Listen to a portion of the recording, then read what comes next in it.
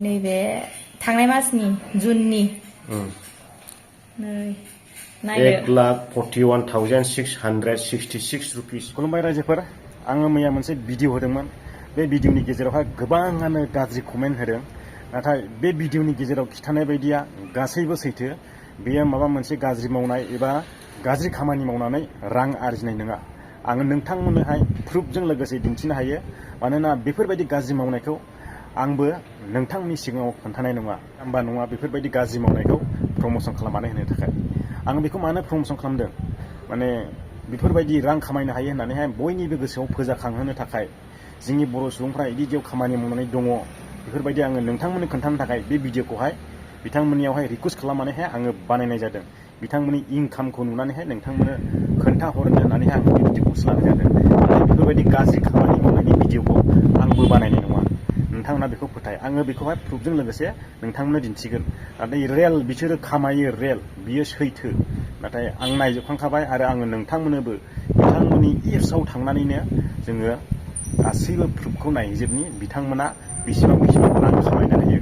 आरो नोंथांमोना जेरै सानदोंना बेफोरबायदि जेबो गाज्रि देहा फालांगि बेफोरबायदि जेबो गैया। बिसोरो गावबा गाव फेमिलिखा, हौवा हिन्जाव थाखायो। हौवा हिन्जावसो बिसोरो बे खामानिखौ मावो। बिसोर हिन्जावफ्राबो हारसिं मावा। नोंथांमोना बेखौ गोसोआव लाखियो आरो नोंथांमोना फोथायाखै, बेनिखायनो आङो नैबे भिडिअखौ बानायफिननो गोनां जादों नोंथांमोननोहाय क्लियारफिकेसन होनो थाखाय। नोंथांमोना नायलांबाय थादो। माखासे आङो सानैनि बेवहाय प्रुफ देखायगोन, माखासेखौथ' आङो लोगो मोननाय नंलिया। बिथांमोना मैयानो ओंखारलांबाय। दा सानै दङ बेवहाय, आं बिसोर सानैनि प्रुफखौ नोंथांमोननो देखायगोन। नोंथांमोना नायलांबाय था। हयथ' नोंथांमोना फोथायाबो जानो हागौ। आं कम्पानिनि मुंखौ लाया, मानोना आं कम्पानिखौहाय प्रमोसन खालामनो फैयाखै। माने जोंनि बर' मानसिया बेफोरबायदि खामानि मावनानै जायो होननानैहाय बेखौसो आङो नोंथांमोननो खिन्थानो फैदों। माने आं बै कम्पानिखौ प्रमोसन खालामनो फैयाखै।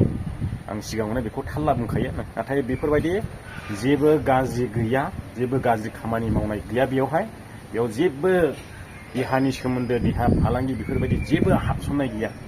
नाथाय बिथांमोना गावनि खस्थ' खालामनायजोंसो बे खामानिखौ मावनानै रांखौ आरजियो। आङो नोंथांमोननो दिन्थिबायगासिनो। नोंथांमोना नायलांबाय थाब्लानो जाबाय भिडिअखौहाय। प्रुफजों लोगोसे आङो नोंथांमोननि सिगाङाव लाइभ खिथागोन। जोंनि आर्बान कम्पानिनि एपखौ दिन्थिनाय आरोना, जेनेबा कास्टमारफोरा बेयावहाय कमेन्ट हरनायनि सिगां एसे सानग्रोनांगौ। इदिखौ इयावहाय थांनानै बुकिं खालामो आरो कास्टमारा जोंखौ आरोना, जों बिउटिसियानखौ। नै इयाव लिरनाय दंखायो हिनजावफोरनिल' खामानि आरोना, उमेननिल'। नै इयावहाय इदि थुबाय नालाय, जेनेबा जोंनिया मोननै थायो नालाय, क्लासिकबो थायो मोनथाम आरो इयाव मोननैल' दिन्थिदों। बे जाबाय प्राइम, बे जाबाय लाक्सनि आरो। जों बेयाव मावो आरो इयाव थांनानैहाय जेनेबा फेसियेल खालामनोबा नैयाव थुनानै बिसोरो फेसियेल बुक खालामबाथाय जों मावहैनो हागोन आरो। जेनेबा फेसियेल मोनसे खालामबानो मा होनोमोन 2099 इदि आरो, बिदि सार्भिस मावहैनांगौ जों। मोनसे फेसियेलावहाय घन्टासे 10 मिनिटनि खामानि, 15 मिनिटनि खामानि आरो बे। ओमफ्राय बेबो फेसियेलानो 1699 आरो। दाम खम बारा गैया आरो, बेनो लास्ट आरो जोंनिया। बेबायदि आरो ना, जाय मावजानो गोसो बिसोरो बुकिं खालामगोन आरो बेयाव। ओमफ्राय जोंनि एप आरो बेलेग मोनसे दंबावो, जेनेबा नैयाव जोंनिया बुकिं फैयो आरो ना। दा आंनोबो नैबायदि बुकिं हरना दोनदों, गाबोननि इखौ लायाखै। ओमफ्राय मोनसे लाना दोननाय दं आरो, जेनेबा जोंनि खामानिया बिदि आरोना, बिदि बुकिं थायो आरो। जेनेबा बेयो मोखां नानाय आरो क्लिन आप मोनसेयाव 999 आरो।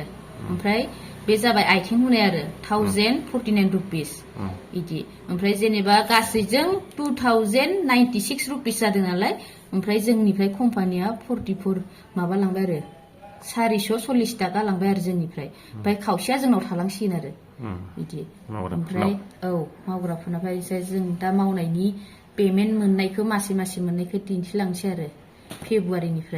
फेब्रुवारियाव 94,000 खामायदों नालाय, ओमफ्राय जेनेबा फेब्रुवारिना 94,536 नालाय, ओमफ्राय कम्पानिया लांबाय जोंनिफ्राय 23,417 रुपिस लांबाय आरो। ओमफ्राय आखायाव इसिबां थालांबाय आरो मावग्राफोरनियाव 71,119 रुपिस थाबाय आरो आंनाव। बिनिफ्राय प्रडाक्टनि फैसा थांगोन आरो एसे 20,000सो थांगोन आरो बिदि।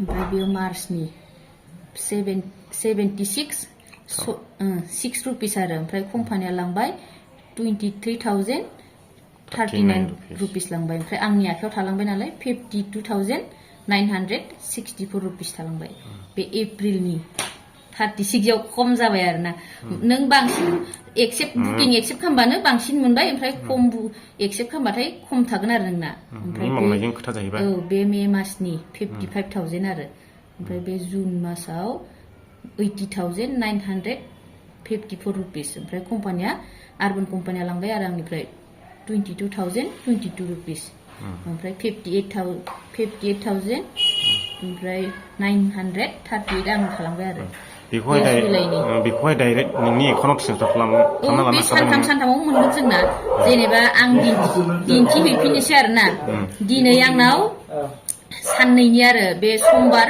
मंगलबारनि मावनाया आंनावहाय 552 हाबफैबाय जेनेबा सानसेयाव एसेबांल' खामायबाय आरो सासेल' बुकिं एक्सेप्ट खालामबाय नालाय ओमफ्राय गभार्नमेन्टआबो लांदों जोंनिफ्राय 10 थाखा लांबाय आरो ओमफ्राय लन दंमोन नालाय आंनिया 30,000 ओमफ्राय लनखौबो सानसेयाव दानो आरो सानसे बे साननैनि आरो 691 रुपिस लांबाय ओमफ्राय ओमफ्राय आंनो बे हाबफैदों आरो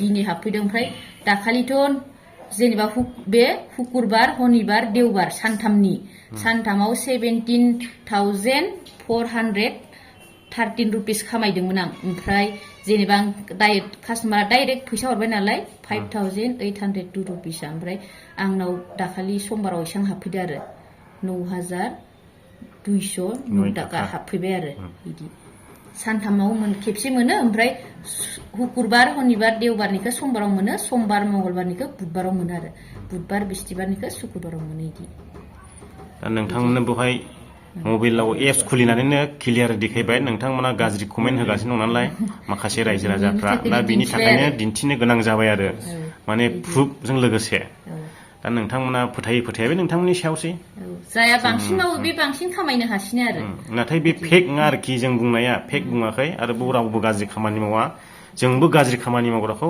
जोंबो सापर्ट खालामा बेबायदि आरो दा नोंथांमोना फेक होननानै बुंबाय थादों बेनिखायनो एप्सनि गेजेरजों क्लियारिफिकेसनखौ नोंथांमोननो होबाय बे मोजां साननाय गाज्रि साननाया नोंथांमोननि सायाव सोनारबाय आंथ' बेवहाय बुंनो थांला दाथ' नोंथांमोना प्रुफखौ नुबोजोब्बाय फोथायबाय दा ना फोथायाखै नोंथांमोना बुंदो फोथायो ना फोथायाखै फेक ना रियेल ना गाज्रि खामानि मावो बेवहाय गावबा गावनि हौवाफ्रानो थांजोबखायो बेयाव गाज्रि खामानि मावनायनि जेबो चान्स गैया आरो बिसोरो हिनजावफ्रा हौवाफोरखौ मावनो मोना हिनजावफोरखौल' मावनो मोनो नोंथांमोना फोथायाखैब्ला आरो आं सासेनि प्रुफखौ देखायबावनि फैदो नायलांनोसै गोबां मानसिया कमेन्ट हरदों नालाय आरो सासेनिखौ नायबावनो सासेनिखौथ' नायखांबाय दा नैबे बिथांजोनिबो दङ बिनिखौबो देखायनोसै आरो बिथांमोननिया सानैनिबो हौवा हिनजाव इउटुब चेनेलबो दंबावो मा नाम खोन्थाग्रो दे चेनेलखौ सानसु बर' ब्लग ओमफ्राय सासेनिया आंनिया निरला नार्जारि नोंथांमोना खोनाबाय दायो जों बिनि आर्निंखौ नैबे बोसोराव खामायनायखौ जानुवारि फेब्रुवारिनिफ्राय नायगोन दा मबाइल एप्सखौ खुलिदो दे बेसेबां खामायदों ओरैहाय पाब्लिकफोरनो देखायनोसै नैबे दा जाबाय थानाय आरोना माने बे जुलाइनि 1 तारिखनिफ्राय दिनैसिमनि बे आंनि आर्निं आरोना 74,000 जाहैबाय आरोना दा बे जुलाइ 1 तारिखनिफ्राय 1 तारिखनिफ्राय दिनै 19 सिम 74,000 आरो ओमफ्राय नैबे थांनाय मासनि जुननि 1,41,666 रुपिस फोथाया दा रायजो राजा नोंथांमोना माने गाज्रि खामानि मावनोसो बे फैसाखौ आरजिदों होननानैहाय बुंदों आरो माखासे सुबुंफ्रा गासैबोथ' नङा दा प्रुफजों लोगोसे नोंथांमोननो देखायदों नायदो नै मासाव बेसेबां खामायनो हायो नैबे मे मासावहाय बारा बुरजा खामानि मावनाय जायाखै आरोना 12 दिनफोर मावनाय जादोंमोन 24 ना मा देस जादों आरो 55,000 जादों एप्रिलाव आंहा गैया सुटि एप्रिलावहाय गैया जेब्ला खामानि मावा अब्ला नोंथांमोना मोननाय नङा मार्च मासाव नैबेयावहाय 1,07,000 दायो ओमफ्राय 50 थाखा 7,050 रुपिस ओमफ्राय नैबे फेब्रुवारिनि 1,08,899 दाथ' सोरबा फोथायबाय जानो हागौ नंखाय बुंदों सानदोंमोन फेक बुंदों सानदोंमोन दा नोंथांमोननि सिगाङावहाय रियेल प्रुफखौ लाबोबाय आङो नैबे आइडियानो जाहैबाय बिथांजोनि नै आरो बियो बिनि बिसाय हौवा हिनजाव थांखायो बिसोर खामानि मावनायाव रावबो फोथायाब्ला खोन्थाहरखाबाय आङो आरो बिथांमोननिबो हौवा हिनजाव दा मेदामा ओंखाम संगासिनो दङ ओंखाम संग्रायावहाय बेनो आरो रायजो राजा नोंथांमोन दाथ' फोथायबायथ' जानो हागौ नायनानै दाथ' फोथायबाय दा रायजोफ्रा नुनानै प्रुफखौ नुनानै फोथायबाय दा बेयाव जेबो गाज्रि खामानि मावनाय गैया बेफोरबायदि गाज्रि खामानि मावनायखौ जोंबो प्रमसन खालामनाय नङा आरो नोंथांमोननो खिन्थानाय नङा नै बेफोरबायदि मावनानै दं होननानैहाय नाथाय बेयाव जेबो गाज्रि गैया आरोखि माने बेबायदि अनलाइननि खामानि होनब्ला मानसिफ्रा बिराद गाज्रि साननाय दङ माने जोंनि मानसिफ्रा माने जोंनि बर' मानसिफ्रा माने बिदि सिगां गाज्रिखौसो हानहरग्रोयो मोजांखौ हानहरना माने बे गाज्रिखौ हानहरनायनि बिथिंखौ नायोब्ला जोंनि बर'नि गेजेराव दासिमबो बुजिनाया नांबावगौ बायदि मोनो आरो जोंनि बर'नि गेजेरावहाय माने गाज्रि साननाया दाबो बिराद दङ जोंनि बर'नावहाय आङो नोंथांमोननो फोथायैखाय बे प्रुफखौ लाबोनो गोनां जाबाय दा नोंथांमोना मा बुङो बेयो नोंथांमोननि सायाव सोनारबाय जायखिया आङो प्रुफखौ लाबोनानैहाय नोंथांमोननो दिन्थिफिननाय जाबाय दा नोंथांमोना बे भिडिअखौहाय शेयार खालामनानै रायजो राजानो मिथिहोनो दाबाव आं एसेखिनियावनो बिदाय लाबाय नोंथांमोना भिडिअखौ मोजां मोनदोंब्ला लाइक खालामदो आरो चेनेलाव मोनसे गोदान हाबफैदोंब्ला चेनेलखौ साबस्क्राइब खालामो दाबाव खनले खनले बुंनाय जायो बे नायबाय थानायाथ' ओरैनो खालामबाय बुंनाय खालामथारासै दे एसेनोसै बेयावनो बिदाय लाबाय जय बर' हारिनि जय